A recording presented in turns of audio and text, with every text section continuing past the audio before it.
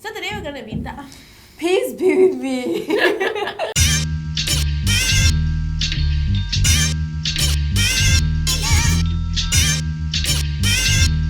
Hi, I'm Siobhan. Hi, I'm Fauzi. Hi, I'm Julian. Hi, I'm Leah, and this is ZULA ChickChats. So today we're gonna be talking about something we all faced when we were growing up, which is insecurities. So for you guys, what are some of your biggest insecurities when you're younger?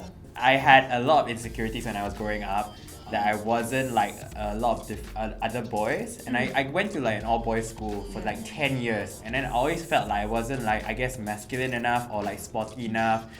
My interests were very different, so I always felt a little bit insecure about that. Other than, of course, the very standard one lah, whether like I look like how I look, you know. Till today, those are the things that I would carry. I still carry a little bit of lah.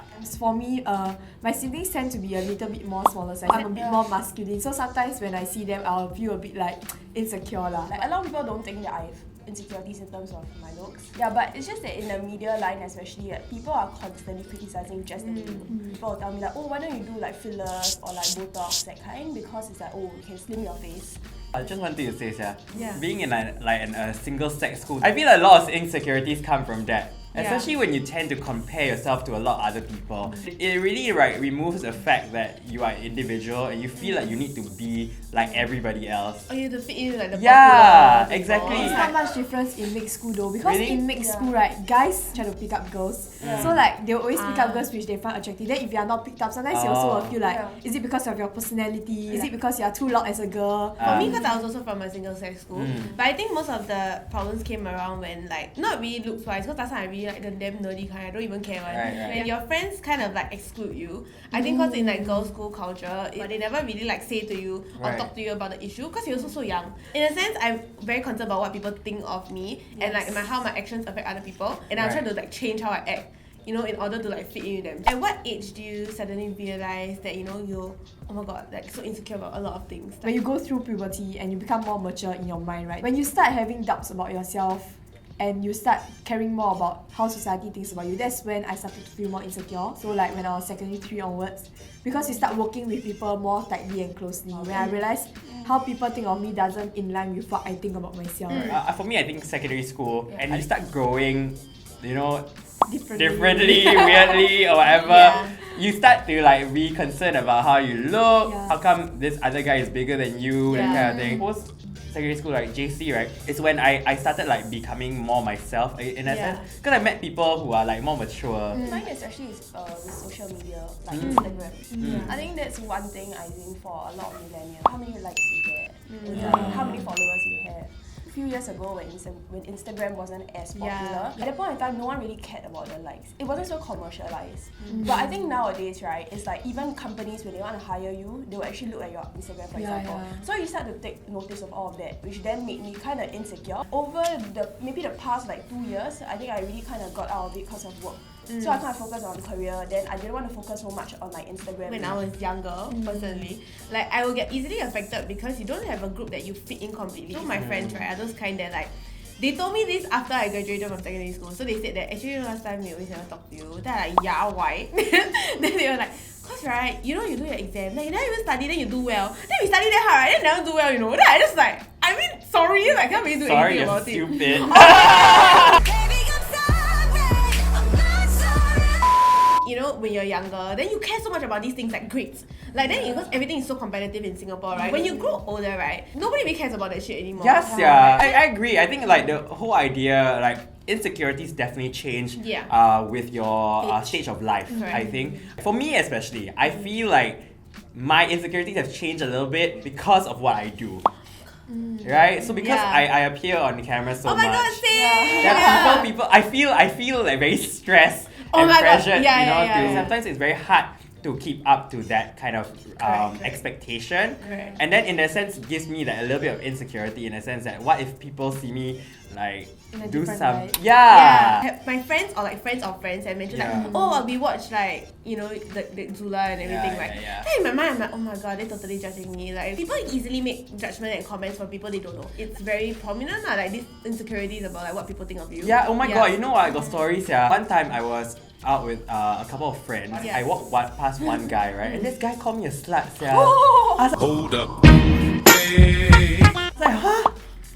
I don't know. Like, just I don't know who that guy was, and I don't assume you know anything about my life, so I don't know why you are like coming at me for that lah. I know who I am, but it affected me in the sense that what are people talking about me, you know? And people who don't know you, obviously they will just make comments based off what they see on camera. I guess that makes Which sense. is fair. Yeah. But I want to highlight that you can think of that comment, but it doesn't mean you can say it. Oh yeah, I agree. It's a different thing. You That actually is true, put it that out is there. true, that is a good point. Everyone has their own opinions, Yeah. but, Right. but to have respect, right, it's just basically not putting out your opinions and like you're bashing someone verbally. Even if you want to pass a message or remark across to someone, say it in a nicer way. Or like like constructive constructive criticism. Yeah. That's right. Agreed. So do you guys think these insecurities, right, affect your relationships and your friendships? It affects relationships a Yeah. lot. Like you hear of boyfriends who are very controlling. For example, they control what their girlfriends wear. You know, like you cannot have cleavage or that. So I realize actually a lot of guys are pretty insecure, but I think perhaps they hide it a bit better. It actually does affect because when you're an insecure person, you always want to seek for that validation and assurance from the friends which you are friends with. But over time, if you constantly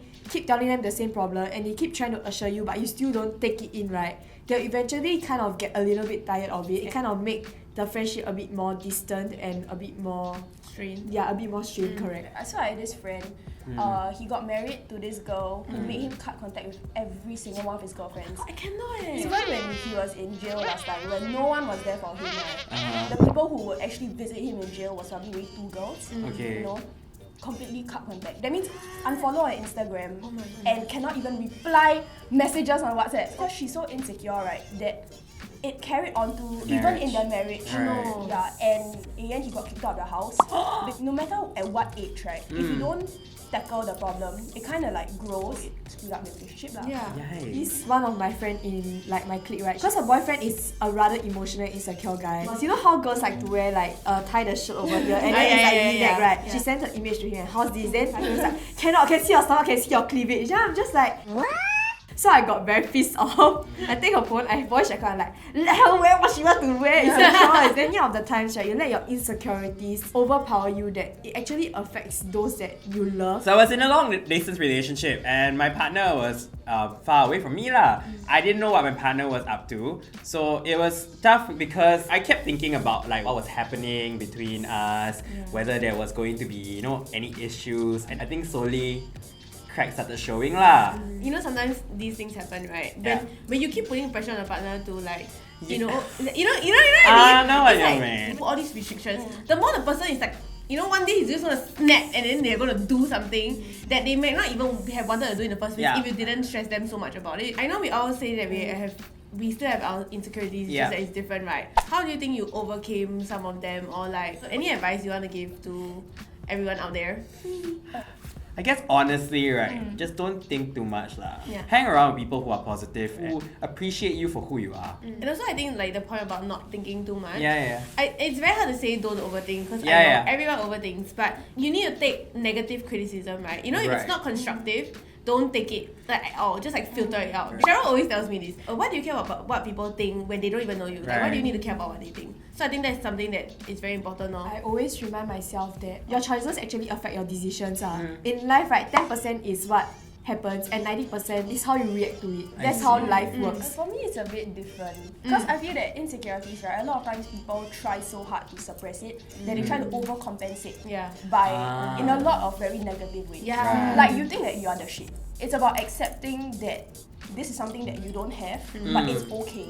When it festers inside you, you become a negative person. That is really a no-no. Like you become so many very guys. Egocentric. You become an F-boy. It's like when you're insecure, you want to take things away from other people to make yourself feel more secure and better than someone else, you see. You pick out someone's flaws to make yourself feel better. And I think that's a lot of people, they do it subconsciously, and I think it's really a no. I mean, honestly, I think everything about it, right, all that we've spoken to, actually we are actually very much in control of our own lives. In summary, right, there's only one piece of advice. You do you! I love it. So in today's episode, we talk about our insecurities, the insecurities we grew up with, and the insecurities we have now, as well as some advice for you guys out there to get over some of your insecurities. So if you guys have any advice for people who are going through the same problem, you can leave it in the comments, and also let us know what else you want us to talk about next time. And don't forget to like, share, subscribe. Bye!